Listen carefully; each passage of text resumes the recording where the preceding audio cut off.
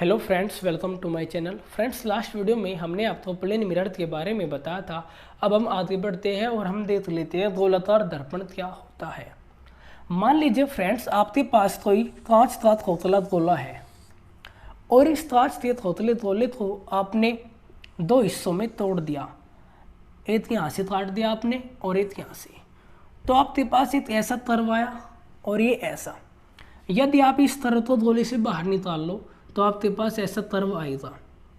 यदि आप इस कर्व पर बाहरी सतह पर पॉलिश कर देते हो तो इसे अवतल दर्पण कहा जाता है, अवतल दर्पण। और यदि आप इस कर्व के भीतरी सतह पर पॉलिश कर देते हो, भीतरी सतह पर पॉलिश कर देते हो तो इसे उत्तल दर्पण कहा जाता है। जैसे फ्रेंड्स, हमारे घरों में चम्मच होती है और चम्मच पर जहाँ पर आप चावल रख के खाते हो वो आपका जो सतह है वो अवतल दर्पण की तरह कार्य करता है। और जो आपका चम्मच का बाहरी हिस्सा है, उभरा हिस्सा है, वह आपका उत्तल दर्पण की तरह कार्य करता है। तो अवतल दर्पण कैसे कार्य करता है? अवतल दर्पण में परावर्तन भीतरी सतह से होता है। ऐसे प्रकाश किरण आई, टकराने के बाद वापस परावर्तित हो गई। और उत्तल दर्पण में परावर्तन उभरी सतह से होता है। ऐसे प्रकाश किरण उभरी सतह पर पड़ी और पड़ने के बाद वापस परावर्तित हो गई। तो गोलाकार दर्पण क्या है? गोलाकार दर्पण वह दर्पण है जिसका परावर्तक सतह कांच के खोखले गोले का एक भाग है। देखना फ्रेंड्स, यहाँ पर हमने दो कर्व बनाए हैं। ये जो दो कर्व है ना, ये कांच के खोखले गोले के भाग है। इसका जो परावर्तक सतह है कांच के खोखले गोले का भाग है। और अवतल दर्पण भी गोलाकार दर्पण है। गोलाकार दर्पण दो प्रकार के होते हैं, अवतल दर्पण, उत्तल दर्पण। तो गोलाकार तो आप कैसे डिफाइन कर सकते हो फ्रेंड्स? तो गोलाकार दर्पण वह दर्पण है जिसका परावर्तक सतह कांच के खोखले गोले का एक भाग है। अभी हमने कांच के खोखले गोले से एक कर्व सरफेस काटा। इस कर्व पर यदि आप हम बाहरी सतह पर पॉलिश कर देते हो तो अवतल दर्पण कहलाता है। और यदि इस कर्व पर आंतरिक सतह पर पॉलिश कर देती है तो ये कर्व उत्तल दर्पण कहलाता है। इस दर्पण में, अवतल दर्पण में परावर्तन भीतरी सतह से होता है। अर्थात जो इसका परावर्तक सतह है अवतल दर्पण का, ये अंदर वाला है, अंदर वाला अवतल दर्पण का परावर्तक सतह है। तो जो ये परावर्तक सतह है फ्रेंड्स, ये कांच के खोखले गोले का एक भाग है। तो गोलाकार दर्पण क्या है? गोलाकार दर्पण वह दर्पण है, गोलाकार दर्पण, गोलाकार दर्पण वह दर्पण है, वह दर्पण है जिसका परावर्तक सतह, जिसका परावर्तक सतह, परावर्तक सतह अर्थात जिस सतह से परावर्तन होता है। गोलाकार दर्पण वह दर्पण है जिसका परावर्तक सतह कांच के खोखले गोले का एक भाग है, खोखले गोले का एक भाग है। देखते हो फ्रेंड्स, गोलाकार दर्पण वह दर्पण है जिसका परावर्तक सतह कांच के खोखले गोले का एक भाग है। मतलब हमने एक कांच का खोखला गोला लिया, इसको हमने दो हिस्सों में काटा। यदि आप इसके बाह्यतम भाग पर पॉलिश कर देते हो तो अवतल दर्पण कहलाता है। और यदि ऊपरी सतह पर पॉलिश नहीं की जाती लेकिन ऊपरी सतह से परावर्तन होता है तो उसे उत्तल दर्पण कहा जाता है। लेकिन यहाँ पर डेफिनेशन में क्या कहा है मैंने फ्रेंड्स? गोलाकार दर्पण वह दर्पण है जिसका परावर्तक सतह कांच के खोखले गोले का एक भाग है। अवतल दर्पण का जो ये परावर्तक सतह है और उत्तल दर्पण का जो ये परावर्तक सतह है, परावर्तक सतह, परावर्तक सतह, ये दोनों कांच के खोखले गोले के एक भाग है क्योंकि इन्हें हमने कांच के खोखले गोले से ही काटा है। तो गोलाकार दर्पण वह दर्पण है जिसका परावर्तक सतह कांच के खोखले गोले का एक भाग है। हमारे पास गोलाकार दर्पण दो प्रकार के हैं, अवतल दर्पण, उत्तल दर्पण। तो जो गोलाकार दर्पण अवतल दर्पण का जो ये परावर्तित सतह है ये तास्थित खोतले तोलितायित भाग है। तो गोलाकार दर्पण वह दर्पण है जिसका परावर्तित सतह तास्थित खोतले तोलितायित भाग है। जैसे फ्रेंड्स यहाँ पर हमने दो तरफ लिए, इस तरफ का जो अवतल दर्पण में परावर्तन भीतरी सतह से होता है, लेकिन जो ये परावर्तित सतह है ना फ्रेंड्स, ये परावर्तित सतह भी तो गोलाकार दर्पण का एक भाग है। तो गोलाकार दर्पण वह दर्पण है जिसका परावर्तित सतह कांच से खोखले गोले का एक भाग है। उम्मीद है फ्रेंड्स आपको ये गोलाकार दर्पण समझ में आ गया होगा। तो गोलाकार दर्पण कैसे बनते हैं? कांच से खोखले गोले के तटे भाग होते हैं जिसका परावर्तित सतह खोखले गोले का एक भाग है। तो गोलाकार दर्पण वह दर्पण है जिसका परावर्तित सतह कांच से खोखले गोले का एक भाग है। अब फ्रेंड्स गोलाकार दर्पण दो प्रकार के होते हैं, अवतल दर्पण, उत्तल दर्पण।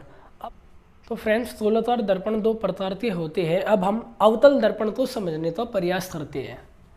गोलाकार दर्पण दो प्रकार के होते हैं। गोलाकार दर्पण दो प्रकार के होते हैं, दो प्रकार के होते हैं। नंबर 1 अवतल दर्पण, अवतल दर्पण। नंबर 2 उत्तल दर्पण, उत्तल दर्पण। पहले फ्रेंड्स हम अवतल दर्पण को समझने का प्रयास करते हैं। ये अवतल दर्पण होता क्या है और कैसे? अवतल दर्पण, मान लीजिए फ्रेंड्स मेरे पास ये कर्व है, कांच से खोखले गोले का एक भाग है और इसके बाह्यतम भाग पर हमने पॉलिस्थी रखी है और इसमें जो परावर्तन होता है वो भीतरी सतह से होता है। ये जो भीतरी सतह है ये इसका परावर्तित सतह है।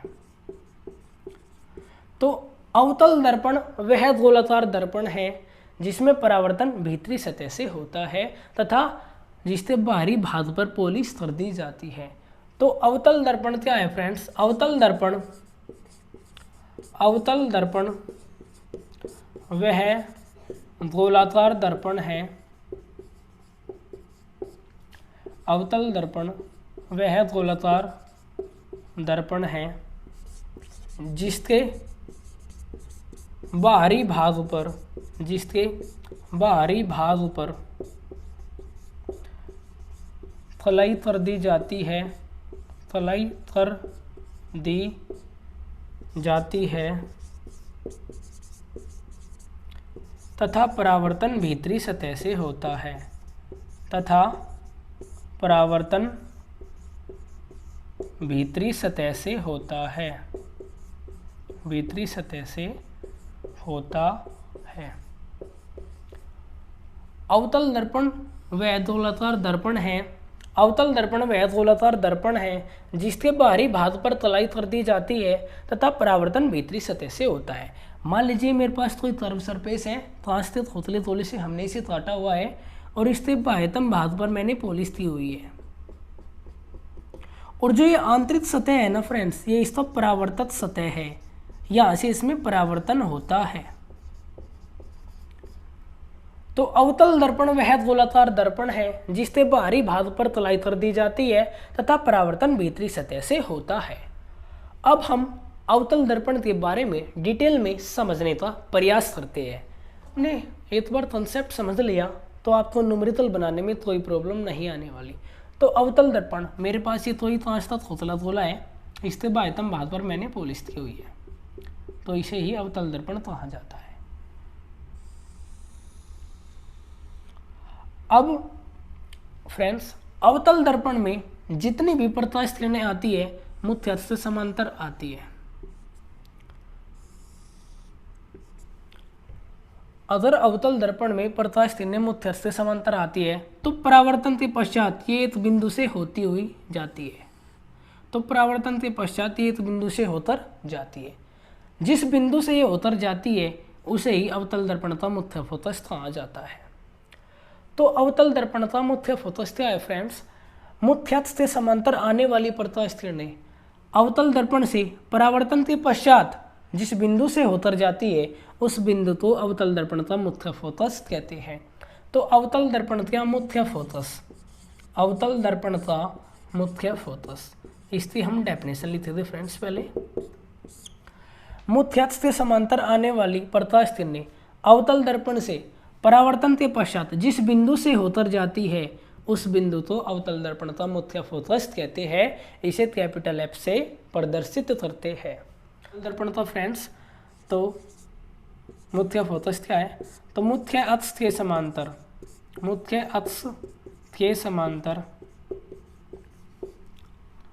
आने वाली प्रकाश किरणें, मुख्य अक्ष के समांतर आने वाली प्रकाश किरणें, मुख्य अक्ष के समांतर आने वाली प्रकाश किरणें अवतल दर्पण से, अवतल दर्पण से परावर्तन के पश्चात, परावर्तन के पश्चात जिस बिंदु से होकर जाती है, जिस बिंदु से होकर जाती है उसे अवतल दर्पण का मुख्य फोकस कहते हैं। उसे अवतल दर्पण का मुख्य फोकस कहते हैं। तो अवतल दर्पण का मुख्य फोकस क्या है फ्रेंड्स, मुख्य अक्ष के समांतर आने वाली प्रकाश किरणें अवतल दर्पण से परावर्तन के पश्चात जिस बिंदु से होकर जाती है उसे अवतल दर्पण का मुख्य फोकस कहते हैं। अब ये मुख्य अक्ष क्या है फ्रेंड्स, देखना दर्पण से संबंधित अब हमें कुछ टर्म समझने होते। दर्पण का ठीक मध्य बिंदु दर्पण का ध्रुव कहलाता है। इसे पी से प्रदर्शित करते हैं, ध्रुव, इसे ध्रुव कहा जाता है फ्रेंड्स। दर्पण का ठीक मध्य बिंदु ध्रुव कहलाता है, इसे पी से प्रदर्शित करते हैं। ध्रुव और फोकस के बीच की दूरी फोकस दूरी कहलाती है, इसे स्मॉल एफ से प्रदर्शित करते हैं। तो दर्पण का ठीक मध्य बिंदु दर्पण का ध्रुव कहलाता है और दर्पण के ध्रुव और फोकस तक की दूरी फोकस दूरी कहलाती है। अब फ्रेंड्स एक टर्म आता है यहाँ पर वक्रता केंद्र, वक्रता केंद्र। तो ये गोलाकार दर्पण, ये अवतल दर्पण जिस गोले का भाग है उस गोले के केंद्र को दर्पण का केंद्र कहा जाता है। तो वक्रता केंद्र क्या है फ्रेंड्स, ये वक्र, ये दर्पण जिस गोले का केंद्र है, हमने फ्रेंड्स इसे कांचते खोखले गोले से काटा है। तो जिस गोले से ये दर्पण काटा गया है उस गोले के केंद्र को वक्रता केंद्र कहा जाता है। तो ध्रुव और फोकस तक की दूरी फोकस दूरी कहलाती है। ध्रुव से फोकस जितनी दूरी पर होता है उतनी दूरी पर ही फोकस से वक्रता केंद्र होता है।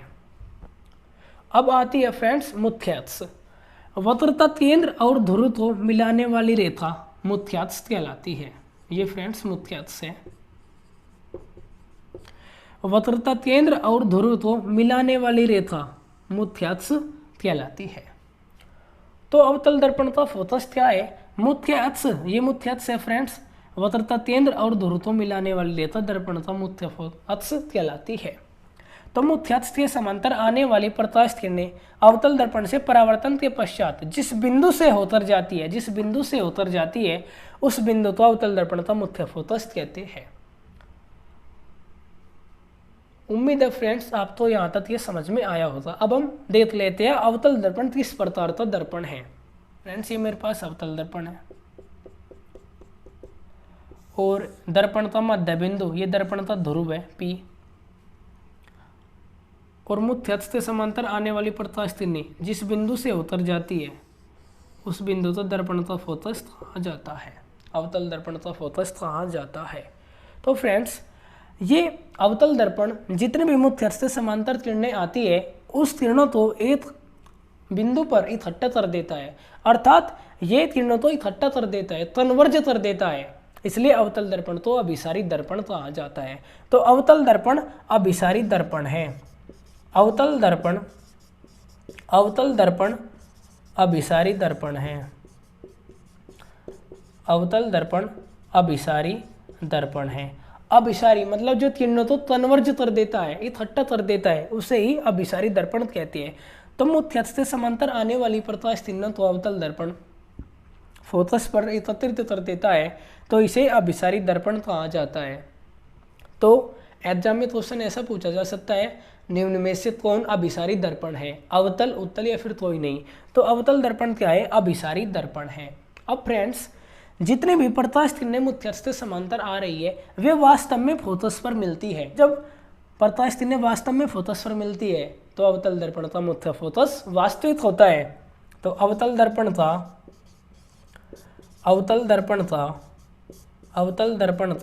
मुख्य फोकस, अवतल दर्पण का मुख्य फोकस वास्तविक होता है।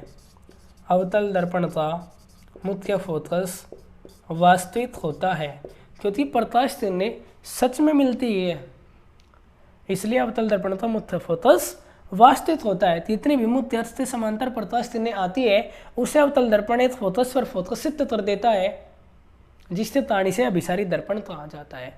अब जब प्रकाश किरणें वास्तव में मिलती है तो इसे वास्तविक फोकस कहा जाता है।